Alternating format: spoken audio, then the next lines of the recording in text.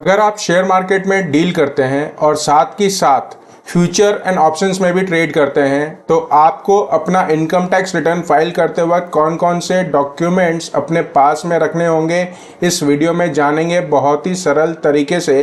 खास करके वो लोग जो लोग फ्यूचर एंड ऑप्शंस में डील करते हैं उनको ये डॉक्यूमेंट्स रखने बहुत ही ज़रूरी हो जाते हैं, क्योंकि फ्यूचर एंड ऑप्शन में एक एक ट्रांजैक्शन ही कई कई लाख रुपए का हो जाता है। तो बने रहिएगा दोस्तों इस वीडियो में। मैं हूं सीए हेमंत और आप देख रहे हैं आपका अपना यूट्यूब चैनल सरल फाइनेंस।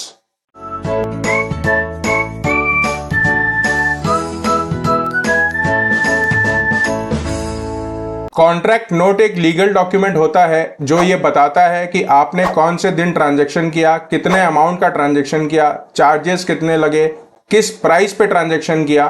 तो ये सारी डिटेल्स कॉन्ट्रैक्ट नोट में आती है। Contract note income tax department द्वारा मान्य एक लीगल डॉक्यूमेंट है और इसको संभाल के रखना हर ट्रांजैक्शन के लिए बहुत जरूरी हो जाता है अगर आप फ्यूचर एंड ऑप्शंस और शेयर ट्रेडिंग में डील करते हैं तब।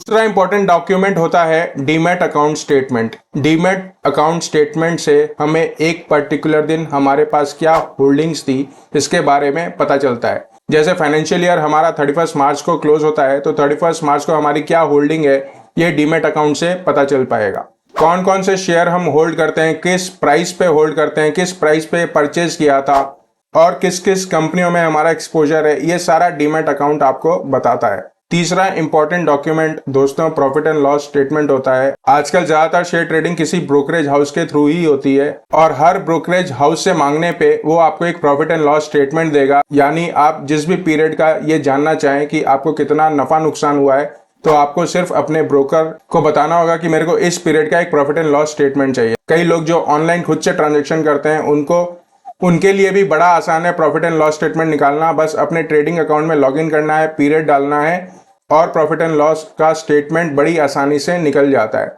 इनकम टैक्स रिटर्न भरते वक्त इस स्टेटमेंट की जरूरत इसीलिए होती है क्योंकि पूरे साल में आपको कितना प्रॉफिट हुआ या कितना नुकसान हुआ इस स्टेटमेंट से पता चल जाता है बड़े ही आसानी से, बड़े ही सरल तरीके से।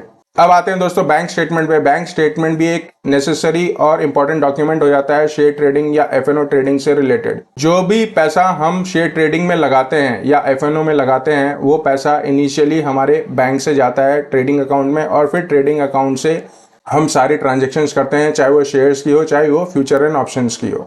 Time to time brokerage house या ट्रेडिंग अकाउंट से वो पैसा ऑटो आपके अकाउंट में क्रेडिट हो जाता है। कुछ सेबी के नियम है उसके अनुसार आपके ट्रेडिंग अकाउंट में कुछ पर्टिकुलर टाइम के बाद जो भी बैलेंस पड़ा रहता है वो आपके बैंक अकाउंट में भेज दिया जाता है, जो आपका लिंक्ड बैंक अकाउंट होता है उसमें भेज दिया जाता है। और कभी आप अगर बीच में खुद से चाहें कि आपके बैंक अकाउंट में पैसे डाल दिए जाएं ट्रेडिंग अकाउंट से तो आप ट्रेडिंग अकाउंट से भी पैसा ट्रांसफर कर सकते हैं अपने बैंक अकाउंट में। तो बैंक अकाउंट एक लिंक है आपके ट्रेडिंग अकाउंट और शेयर मार्केट की डीलिंग्स के बीच में, क्योंकि पैसा जो भी जाता है वो बैंक से जाता है और पैसा जो भी आता है बैंक में आता है। यहाँ पे कैश का कोई डीलिंग होता नहीं है।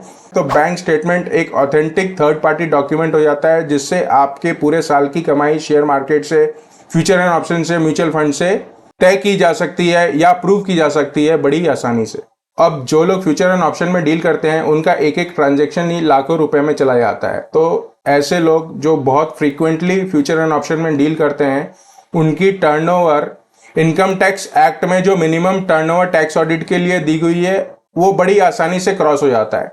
तो ऐसे लोगों को एक सीए से अपना ऑडिट भी करवाना जरूरी हो जाता है। अभी 10 करोड़ के ऊपर अगर किसी की ट्रांजैक्शन है तो उसको कंपल्सरीली टैक्स ऑडिट कराना जरूरी हो जाता है। और एक स्लैब टैक्स ऑडिट का 3 करोड़ से 10 करोड़ के बीच का है और एक slab up to 3 crore rupees के लिए भी है। इसके ऊपर मैंने एक अलग वीडियो बनाया हुआ है, टैक्स ऑडिट कब एप्लीकेबल होता है in case of future and option transactions. तो वो वीडियो देख लीजिएगा, आपको क्लियर हो जाएगा कि ऑडिट कब कब जरूरी होता है जो लोग फ्यूचर एंड ऑप्शन में डील करते हैं। तो अगर आपका minimum threshold limit tax audit के पॉइंट ऑफ व्यू से क्रॉस होता है तो आपको एक ऑडिट रिपोर्ट भी चाहिए अपना आईटीआर फाइल करने के पहले।